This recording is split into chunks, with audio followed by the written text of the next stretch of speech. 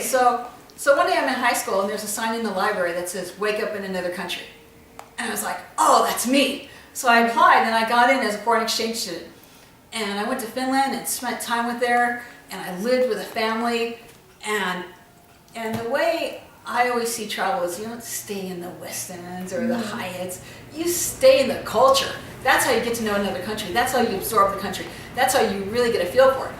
And so having done that, did that for a while, joined the Air Force, and when I got out, I was like, okay, what am I going to do? I stayed in the same field that I was in the Air Force for a while, but then it's like, okay, what do I really want to do in life? And after much prayer, so many other doors were closing, and so I was really praying about it. And I thought, well, I love to travel, and I'd love to help get people there. And so I was always trying to beat everybody's rates anyway, so I think I was natural at it. And so that's what happened. I just started praying about it, and I really felt like God was leading me to be a travel agent because our church has so many missionaries, and we didn't really have a means to get them over there. I mean, we had other travel agencies, but no one that had a passion for it. And so, truthfully, I didn't become a travel agent to travel. I had already traveled the world. I became a travel agent to help you and your mom and your boss and everybody else get there and experience the same love of it that I have. That's it. That's good. Well, so you basically just wanted to open a door for everybody else and then be a good asset to your church. That's it. Right? And I think that's it. I think the best businesses are built with not the ones that say they see the dollar signs. Those will end like that. The best businesses are built with the people that have a true, honest desire to say, I want to help people, I want to serve people, and I can do it better than anyone else. So love what you do. Right. And enjoy your work every day, right? Right. So, Most days. So, how long have you been working in your career field? Like 22 years. 22 I've been a years? travel agent for 22 years. I started, the way I started was, I thought about going to one of those travel schools, but I wasn't impressed when I was calling around, looking around. So I went to another travel agency, and I said, I will work for you for free. And I will work for you for free for 1 year. You show me everything. Show me the business. Show me how it's done. And you show me basically the airline codes. And then I'll either come on and work for you, or I'll go somewhere else. And that's what I did. I went to work for another travel agency. And actually, when that year was up, I went to work full time for another travel agency. And then after a while, I decided that I just really, in my heart, wanted to be. I had 2 sons, and I just really wanted to be with them. And so I started to build my business from our spare room in my house. Wow.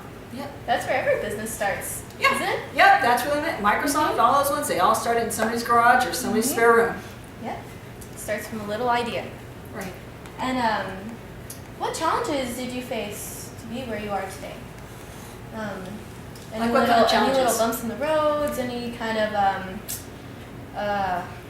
anybody try to shut down your business? Anything? I think there are 2 challenges that come to mind. Of course, the internet, when Priceline and all of those other things came up. And actually, the truth is, Priceline is the biggest myth out there. You know, last minute airlines deal. You try to go get your Christmas deal right now. Where a few weeks before Christmas, you go online and you go to Priceline and say, I'm going to name a $200 price to get to Orange County. It's not going to happen.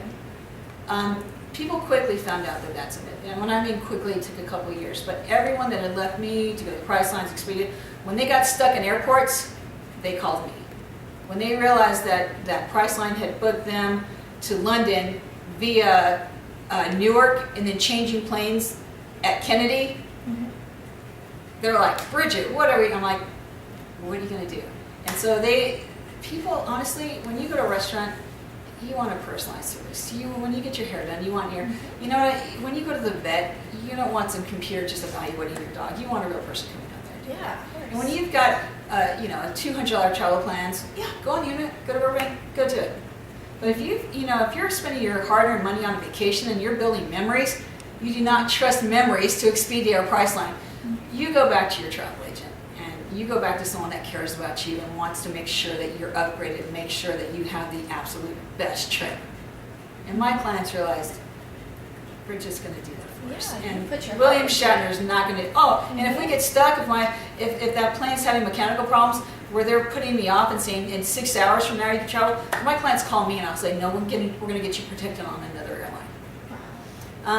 Years ago, I had a client, remember that whole blood diamonds thing that broke out in Freetown, West Africa? That whole thing broke out where there was a coup. I had a client call me at 2 in the morning, and he's like, they've already killed 12 people at this airport, Bridget, get me out now. Oh my goodness. Yeah, I took his call, and I was able to get him and all of his friends out of that country. And those airlines were just filling up like that. So you really have a heart for your clients. You really care about them personally. I think that's the heart of any good business. And so I faced that challenge. I faced, okay, so the internet, but again, most of the travel agents that survived that are the ones, the best survive, you know what I mean? The best always rise to the top. And I'm not saying I'm the best, I'm not. There's other travel agencies, actually, they're better at this than me. They're stronger at this than me. The truth is, I really care about my clients, and I have the experience to get them there. And they know that. My clients know that I care about them. The other one that I face is when I bought a passport visa agency. One of my employees broke the non-compete clause. And honestly, Jenna, that was devastating. It was like, oh my gosh. And that's when I just really hung on to God. I was like, how am I going to do this? Every business owner is like, sue, sue, sue. You need to sue for non-compete. Wait, time out. Don't put that in there.